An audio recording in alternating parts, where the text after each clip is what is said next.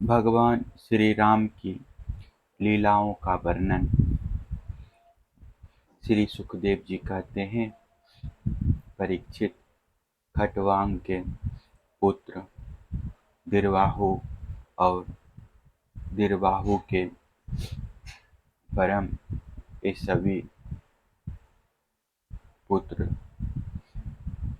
रघु हुए। रघु के अज और अज के पुत्र महाराज दशरथ हुए। देवताओं की प्रार्थना से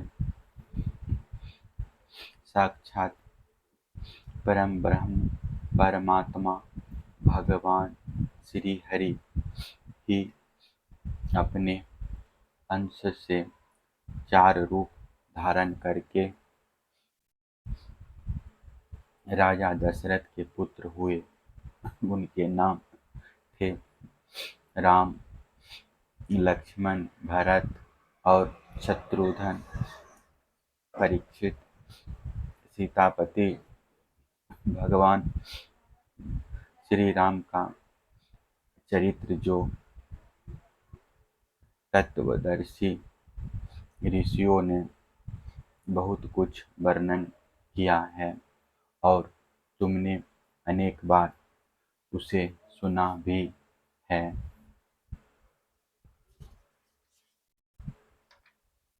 भगवान श्री राम ने अपने पिता राजा दशरथ के सत्य की रक्षा के लिए राजपाट छोड़ दिए और वे वन में फिरते रहे। उनके चरण कमल इतने सुकुमार थे कि परम सुकुमारी श्री जानकी जी के करण कमलों का स्पर्श भी उनसे सहन नहीं होता था।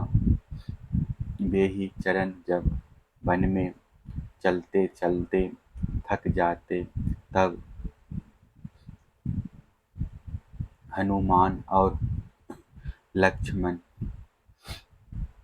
उन्हें दबा दबा कर उनकी थकावट मिटाते। शूर्पणखा को नाक कान काटकर विरूप कर देने के कारण उन्हें अपनी प्रियतमा श्री जानकी जी का वियोग भी सहना पड़ा। इस वियोग के कारण क्रोधवश उनकी भौहें तन गई, जिन्हें देखकर समुद्र तक भयभीत हो गया। इसके बाद उन्होंने समुद्र पर पुल बांधा और लंका में जाकर दुष्ट राक्षसों के जंगल को दावाग्नि के समान दग्ध कर दिया। वे कौशल नरेश हमारी रक्षा करें। भगवान श्री राम ने विश्वामित्र के यज्ञ में लक्ष्मण के सामने ही मरीच आदि राक्षसों को मार डाला। वे सब बड़े बड़े राक्षसों की गिनती में थे। परीक्षित, जनकपुर में सीता जी का स्वयंवर हो रहा था। संसार के चुने हुए वीरों को सभा में भगवान शंकर का वह भयंकर धनुष रखा हुआ था। वह इतना भारी था कि 300 वीर बड़ी कठिनाई से उसे स्वयंवर सभा में ला सके थे। भगवान श्री राम ने उस धनुष को बात की बात में उठाकर उस पर डोरी चढ़ा दी और खींचकर बीचों बीच से उसके 2 टुकड़े कर दिए। ठीक वैसे ही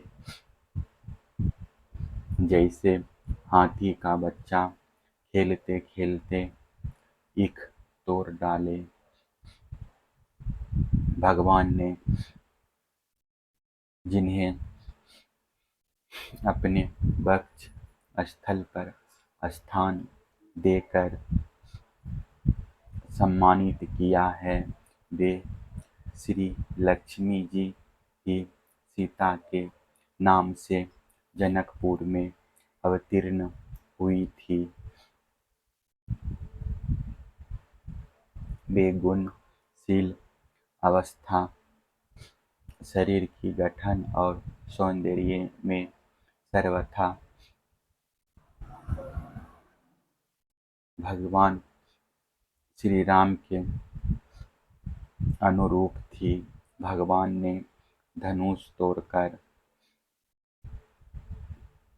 उन्हें प्राप्त कर लिया। अयोध्या को लौटते समय मार्ग में उन परशुराम जी से भेंट हुई, जिन्होंने 21 बार पृथ्वी को राजवंश के बीच से भी रहित कर दिया था। भगवान ने उनके बढ़े हुए गर्व को नष्ट कर दिया। इसके बाद पिता के वचन को सत्य करने के लिए उन्होंने वनवास स्वीकार किया। यद्यपि महाराज दशरथ ने अपनी पत्नी के अधीन होकर ही उसे वैसा वचन दिया था, फिर भी वे सत्य के बंधन में बंध गए थे। इसलिए भगवान ने अपने पिता की आज्ञा शिरोधार्य की। उन्होंने प्राणों के समान प्यारे राज्य, लक्ष्मी, प्रेमी, हितैषी मित्र और महलोगों को वैसे ही छोड़कर अपनी पत्नी के साथ यात्रा की, जैसे मुक्त संग योगी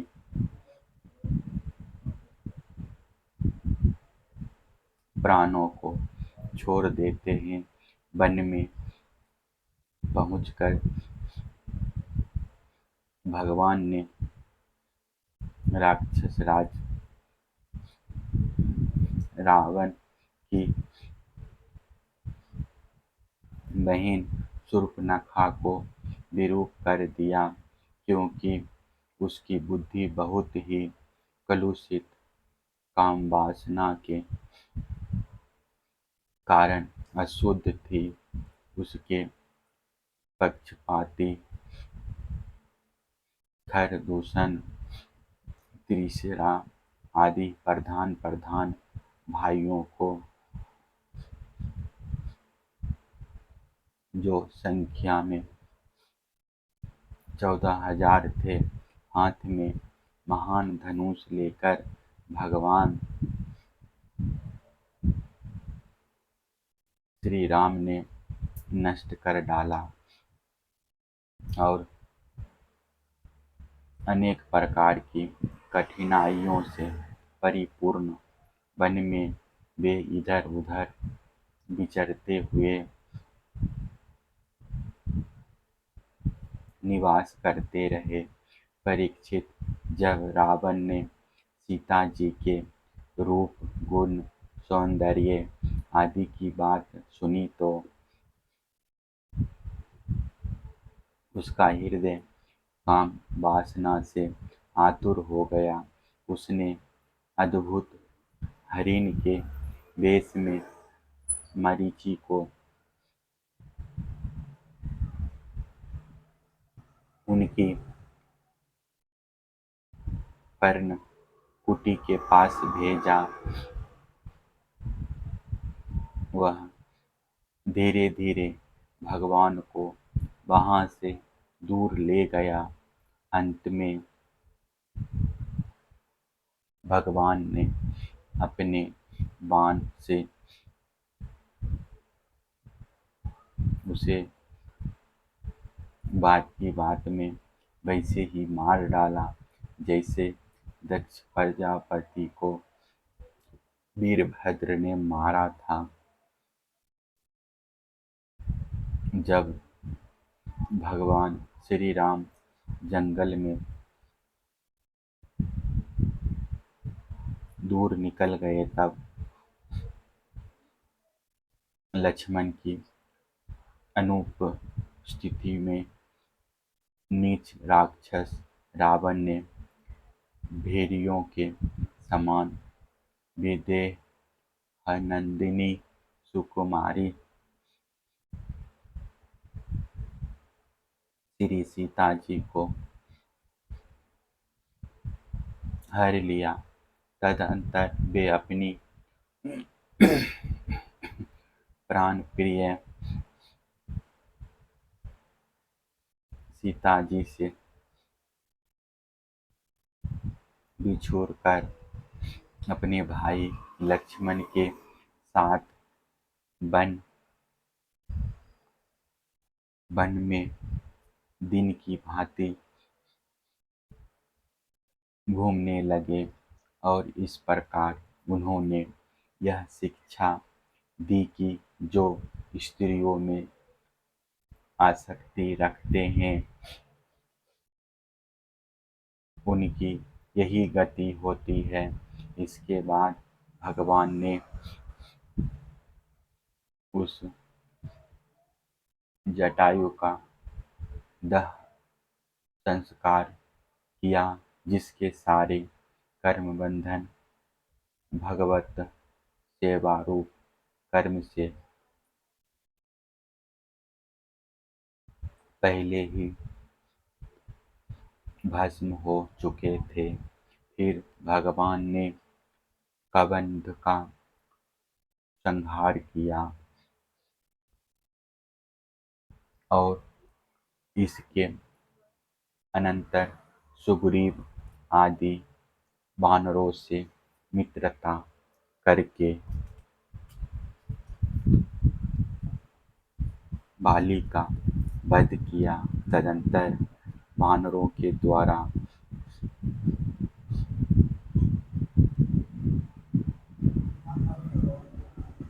अपनी प्राण प्रिय का पता लगवाया। ब्रह्मा और शंकर जिनके चरणों की वंदना करते हैं वे भगवान श्री राम मनुष्य की सी लीला करते हुए बंदरों की सेना के साथ समुद्र तट पर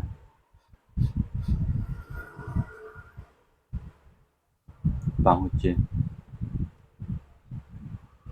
वहाँ उपवास और प्रार्थना से जब समुद्र पर कोई प्रभाव न पड़ा तब भगवान ने क्रोध की लीला करते हुए अपनी उग्र एवं टेढ़ी नजर समुद्र पर डाली। उसी समय समुद्र के बड़े बड़े मगर और मछ खलबला उठे। डर जाने के कारण समुद्र की सारी गर्जना शांत हो गई। तब समुद्र शरीरधारी बनकर और अपने सिर पर बहुत सी भेंटें लेकर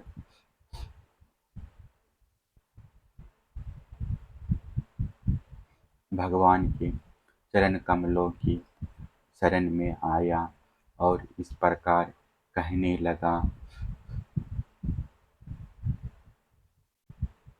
अनंत, हम मूर्ख हैं, इसीलिए आपके वास्तविक स्वरूप को नहीं जानते। जाने भी कैसे? आप समस्त जगत के एकमात्र स्वामी, आदि कारण एवं जगत के समस्त परिवर्तनों में एक रस रहने वाले हैं। आप समस्त गुणों के स्वामी हैं। इसलिए जब आप सत्व गुण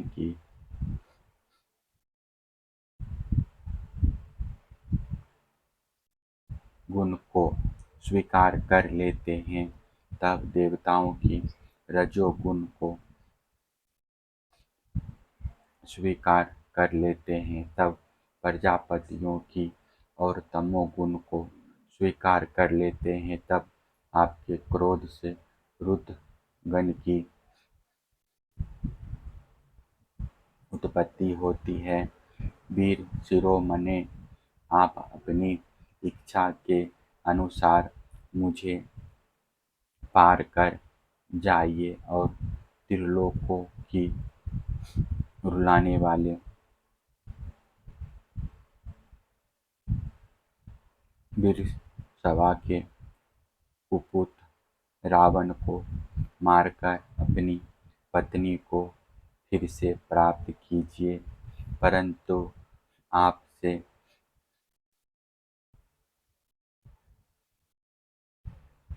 मेरी एक प्रार्थना है, आप यहाँ मुझ पर एक पुल बांध दीजिए। इससे आपके यश का विस्तार होगा और आगे चलकर जब बड़े बड़े नरपति दिग्विजय करते हुए यहाँ आएंगे तो वे आपके यश का गान करेंगे। भगवान श्री राम जी ने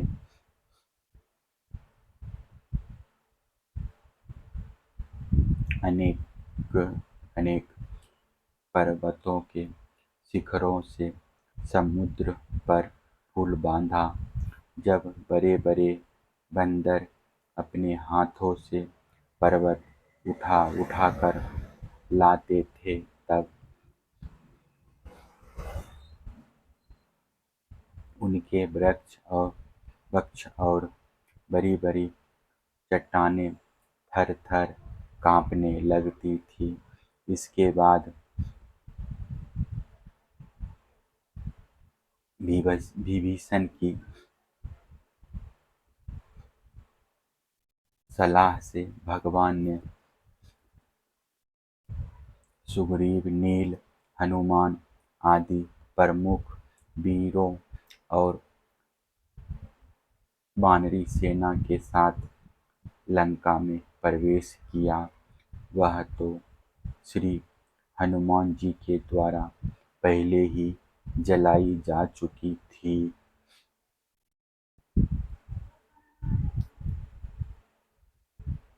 उस समय वानर राज की सेना ने लंका के सैर करने और खेलने के स्थान, अन्न के गोदाम, खजाने, दरवाजे, फाटक, सभा भवन,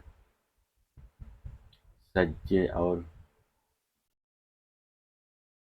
पक्षियों के रहने के स्थान तक को घेर लिया। उन्होंने वहाँ की वेदी, ध्वजाएँ, सोने के कलश और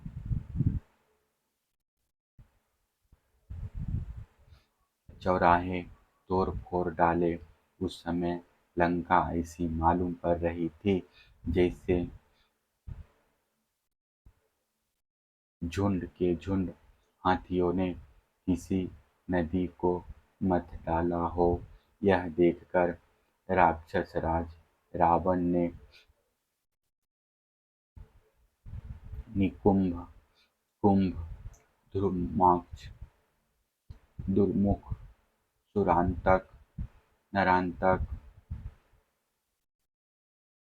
प्रहस्त, अतिकाय, विकम्पन आदि अपने सब अनुचरों, पुत्र मेघनाद और अंत में भाई कुंभकर्ण को भी युद्ध करने के लिए भेजा। राक्षसों की वह विशाल सेना तलवार, त्रिशूल, धनुष,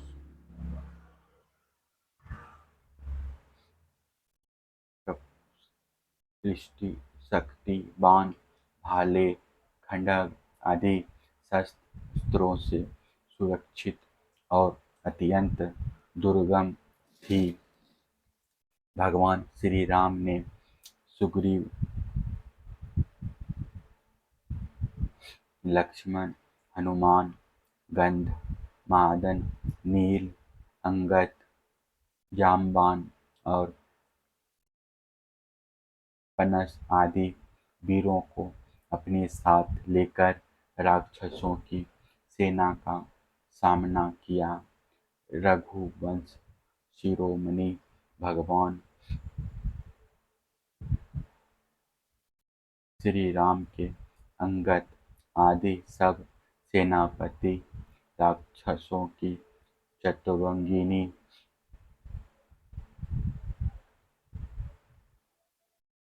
सेना, हाथी, रथ, घुड़सवार और पैदलों के साथ तुरंत युद्ध की रीति से भिड़ गए और राक्षसों को वृक्ष, पर्वत, शिखर, गदा और बाणों से मारने लगे। उनका मारा जाना तो स्वाभाविक ही था, क्योंकि वे उसी रावण के अनुचर थे जिसका मंगल श्री सीता जी को स्पर्श करने के कारण पहले ही नष्ट हो चुका था। जब राक्षस राज रावण ने देखा कि मेरी सेना का तो नाश हुआ जा रहा है, तब वह क्रोध में भरकर पुष्पक विमान पर आरूढ़ हो भगवान श्री राम के सामने आया। उस समय इंद्र का सारथी माद्री बड़ा ही तेजस्वी दिव्य रथ लेकर आया और उस पर भगवान श्री राम जी विराजमान हुए। रावण अपने तीखे बाणों से उन पर प्रहार करने लगा। भगवान श्री राम जी ने रावण से कहा, नीच राक्षस, तुम कुत्ते की तरह हमारी अनुपस्थिति में हमारी प्राणप्रिय पत्नी को हर लाए। तुमने दुष्टता की हद कर दी। तुम्हारे जैसा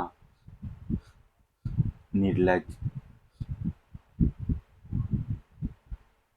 तथा निंदनीय और कौन होगा। जैसे काल को कोई टाल नहीं सकता,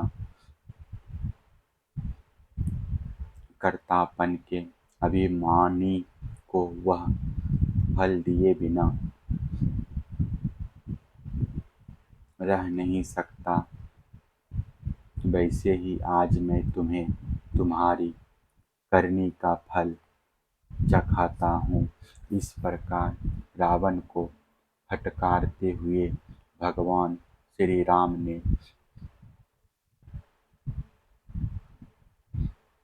अपने धनुष पर चढ़ाया हुआ बाण उस पर छोड़ा। उस बाण ने वज्र के समान उसके हृदय को विदीर्ण कर दिया। वह अपने 10 मुखों से खून उगलता हुआ विमान से गिर पड़ा। ठीक वैसे ही जैसे पुण्यात्मा लोग भोग समाप्त होने पर स्वर्ग से गिर पड़ते हैं, उस समय उसकी पुरंजन परिजन हाय हाय करके चिल्लाने लगे। तदनंतर हजारों राक्षसियाँ मंदोदरी के साथ रोती हुई लंका से निकल पड़ी और रणभूमि में आई। उन्होंने देखा कि उनके स्वजन संबंधी लक्ष्मण जी के बाणों से छिन्न भिन्न होकर पड़े हुए हैं। वे अपने हाथों अपनी छाती पीट पीट कर और अपने सगे संबंधियों को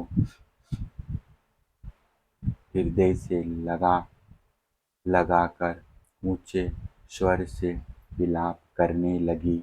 हाय हाय स्वामी, आज हम सब बेमौत मारी गई।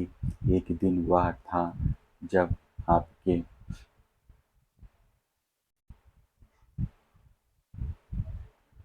भय से समस्त लोकों में त्राहि त्राहि मच जाती थी। आज वह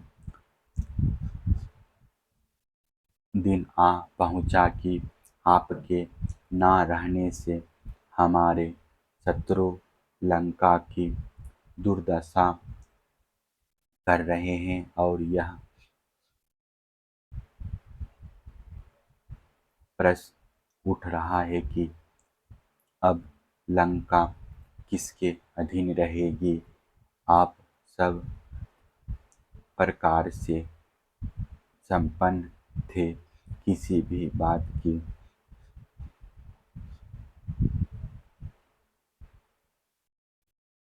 कमी न थी, परंतु आप काम के बस हो गए और यह नहीं सोचा कि सीता जी कितनी तेजस्विनी है और उनका कितना प्रभाव है।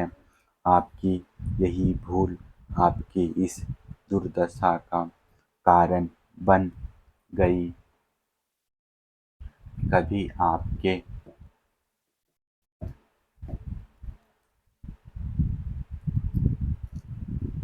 कर्मों से हम सब और समस्त राक्षस वंश आनंदित होता था और आज हम सब तथा यह सारी लंका नगरी विधवा हो गई।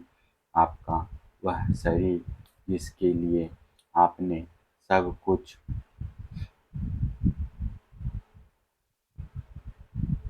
कर डाला, आज गीधों का आहार बन रहा है और अपनी आत्मा को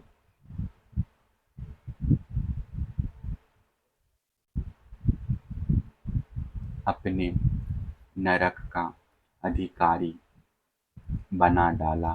यह सब आपकी ही नासमझी और कामुकता का फल है। श्री सुखदेव जी कहते हैं,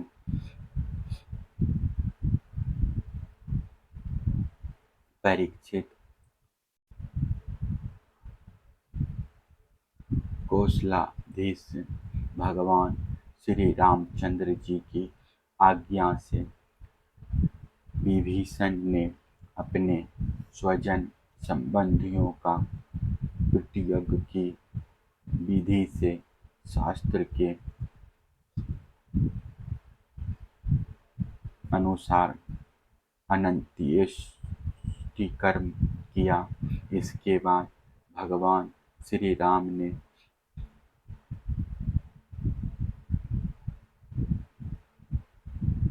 अशोक वाटिका के आश्रम में अशोक वृक्ष के नीचे बैठी हुई श्री सीता जी को देखा। वे उन्हीं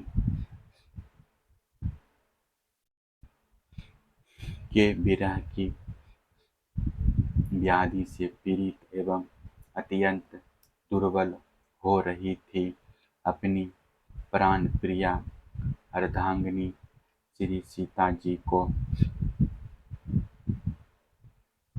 अत्यंत दीन अवस्था में देखकर श्री राम का हृदय प्रेम और कृपा से भर आया। इधर भगवान का दर्शन पाकर सीता जी का हृदय प्रेम और आनंद से परिपूर्ण हो गया। उनका मुख कमल खिल उठा। भगवान ने विभीषण को राक्षसों का स्वामित्व, लंकापुरी का राज्य और एक कल्प की आयु दी और इसके बाद पहले सीता जी को विमान पर बैठाकर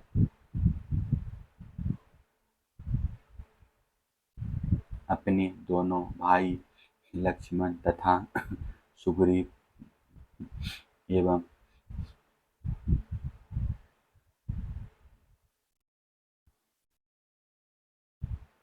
सेवक हनुमान जी के साथ स्वयं भी विमान पर सवार हुए। इस प्रकार 14 वर्ष का व्रत पूरा हो जाने पर उन्होंने अपनी नगरी यात्रा की। उस समय मार्ग में ब्रह्मा आदि लोकपालन गण उन पर बड़े प्रेम से पुष्पों की वर्षा कर रहे थे। इधर तो ब्रह्मा आदि बड़े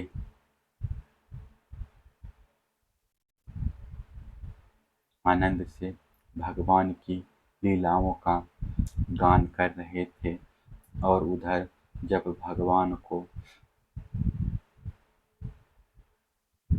यह मालूम हुआ कि भरत जी केवल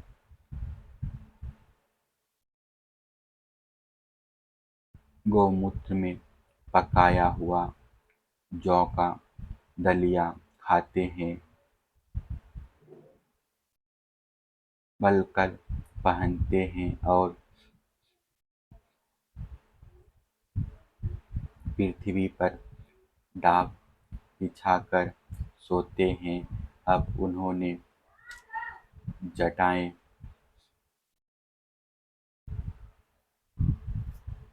बढ़ा रखी है, तब वे बहुत दुखी हुए। उनकी दशा का स्मरण कर परम करुणाशील भगवान का हृदय भर आया। जब भरत को मालूम हुआ कि मेरे बड़े भाई भगवान श्री राम जी आ रहे हैं, तब वे पुरवासी मंत्री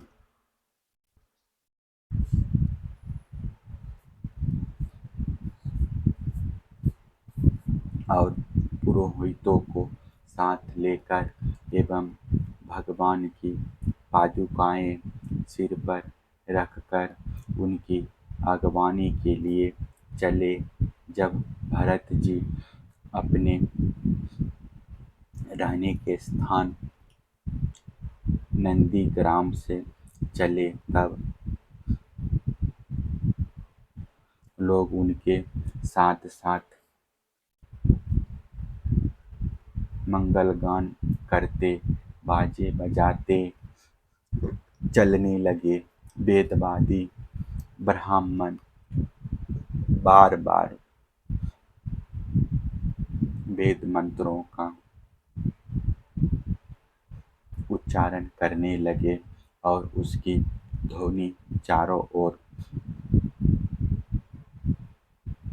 गूंजने लगी।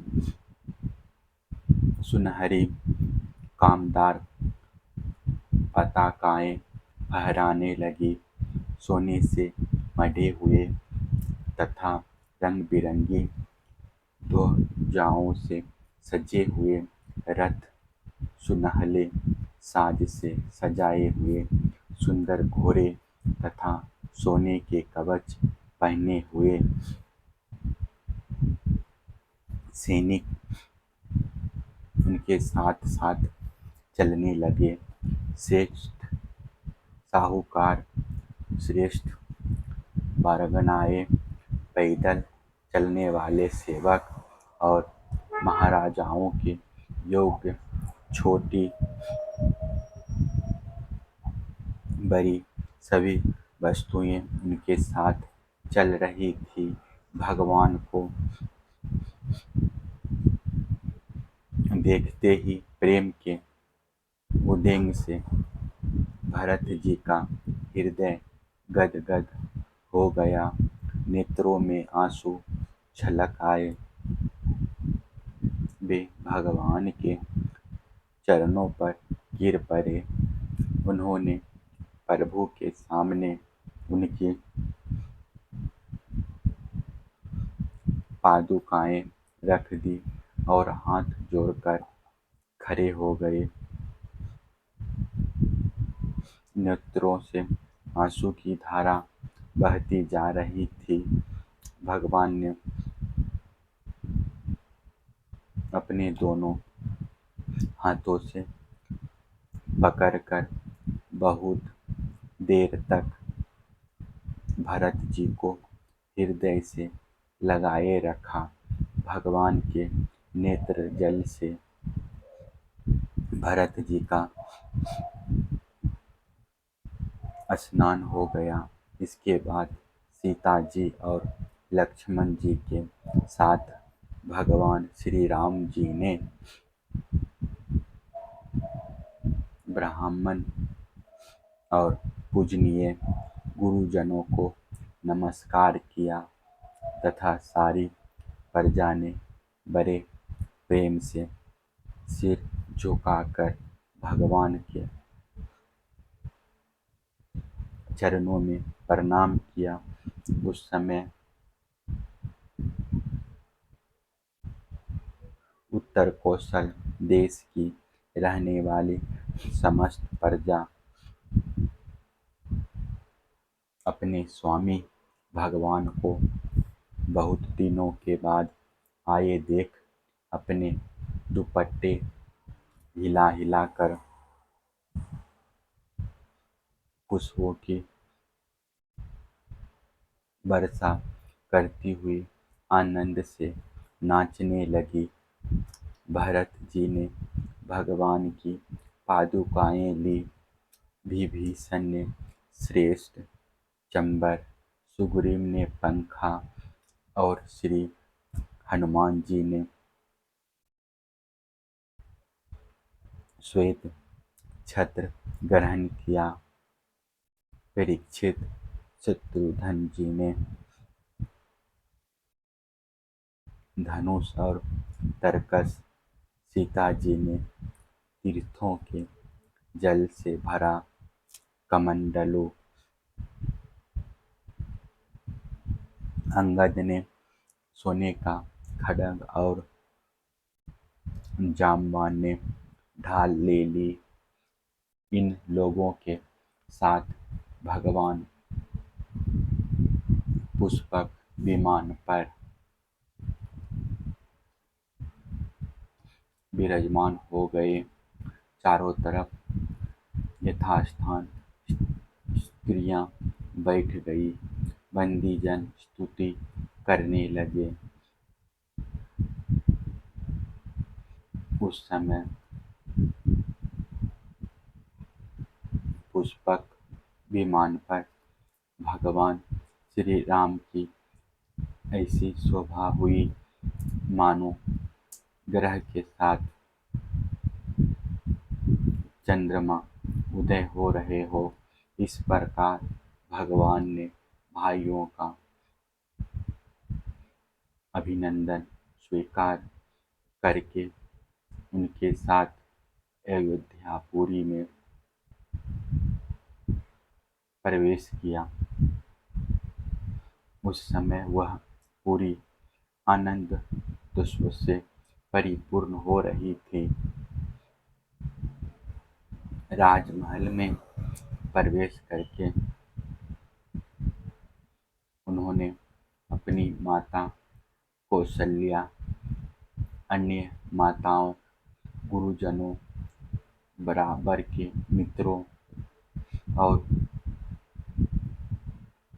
छोटों का यथायोग्य सम्मान किया तथा उनके द्वारा किया हुआ सम्मान स्वीकार किया। श्री सीता जी और लक्ष्मण जी ने भी भगवान के साथ साथ सबके प्रति यथायोग्य व्यवहार किया। उस समय जैसे मृतक शरीर में प्राणों का संचार हो जाया, वैसे ही माताएं अपने पुत्रों के आगमन से हर्षित हो उठी। उन्होंने उनको अपनी गोद में बैठा लिया और अपने आंसुओं से उनका अभिषेक किया। उस समय उनका सारा शोक मिट गया। इसके बाद वशिष्ठ जी ने दूसरे गुरुजनों के साथ विधि पूर्वक भगवान की जटा उतरवाई और बृहस्पति ने जैसे इंद्र का अभिषेक किया था, वैसे ही चारों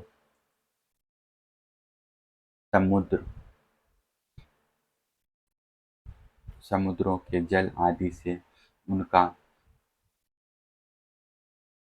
अभिषेक किया। इस प्रकार सिर से स्नान करके भगवान श्री राम ने सुंदर वस्त्र, पुष्पमालाएं और अलंकार धारण किए। सभी भाइयों और श्री जानकी जी ने भी सुंदर सुंदर वस्त्र और अलंकार धारण किए। उनके साथ भगवान श्री राम जी अत्यंत शोभायमान हुए। भरत जी ने उनके चरणों में गिरकर उन्हें प्रसन्न किया और उनके आग्रह करने पर भगवान श्री राम ने राज सिंहासन स्वीकार किया। इसके बाद वे अपने अपने धर्म में तदंतर तथा वर्णाश्रम के आचार को निभाने वाले प्रजा का पिता के समान पालन करने लगे। उनकी प्रजा भी उन्हें अपना पिता ही मानती थी। परीक्षित जब समस्त प्राणियों को सुख देने वाले परम धर्म यज्ञ भगवान श्री राम राजा हुए तब था तो त्रेता युग, परंतु मालूम होता था मानो सतयुग ही है। परीक्षित उस समय वन, नदी, पर्वत, वर्ष, द्वीप और समुद्र सब के सब प्रजा के लिए कामधेनु के समान समस्त कामनाओं को पूर्ण करने वाले बन रहे थे। इंद्रियातीत भगवान श्री राम के राज्य करते समय किसी को मानसिक चिंता या शारीरिक रोग नहीं होते थे।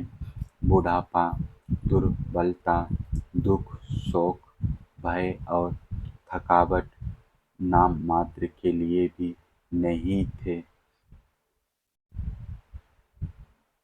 यहाँ तक कि जो मरना नहीं चाहते थे उनकी मृत्यु भी नहीं होती थी।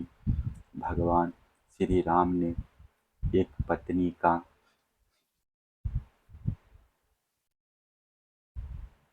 व्रत धारण कर रखा था। उनके चरित्र अत्यंत पवित्र एवं राजर्षियों के